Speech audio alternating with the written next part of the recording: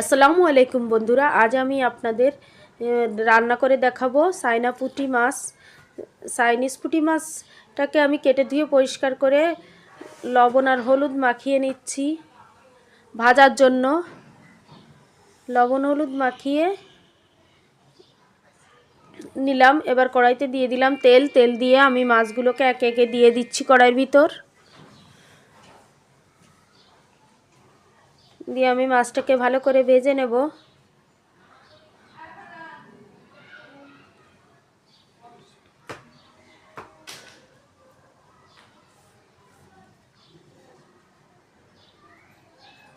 এদিকে আমি মাছটা রান্না করার জন্য কড়াইতে তেল দিয়ে পেঁয়াজ কুচি দিয়ে দিচ্ছি।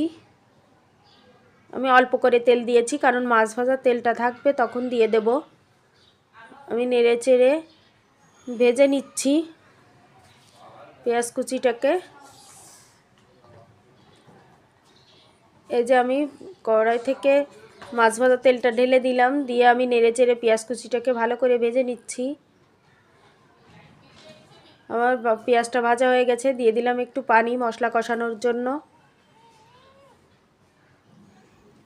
এবার দিয়ে দিচ্ছি ধনিয়ার গুঁড়া, ঝালের গুঁড়া, হলুদ পরিমাণ মতো, স্বাদ মতো নুন দিয়ে আমি নেড়ে চেড়ে মশলাটাকে কষিয়ে নিচ্ছি।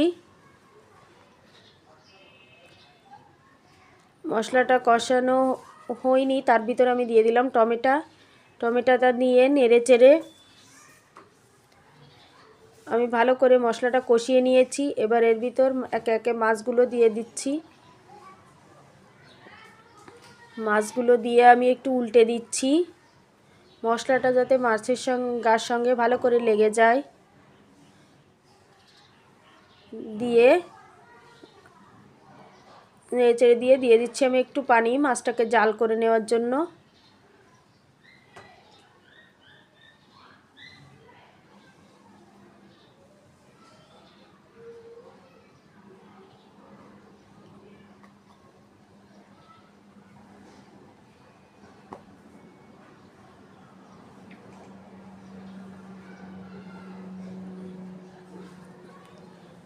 দেখেন বন্ধুরা, আমার মাছটায় জাল উঠে গেছে। আমি দিয়ে দিলাম 4-5টা কাঁচা ঝাল, একটু আগাটা ফেলে দিয়ে দিয়েছি ফ্লেভারের জন্য।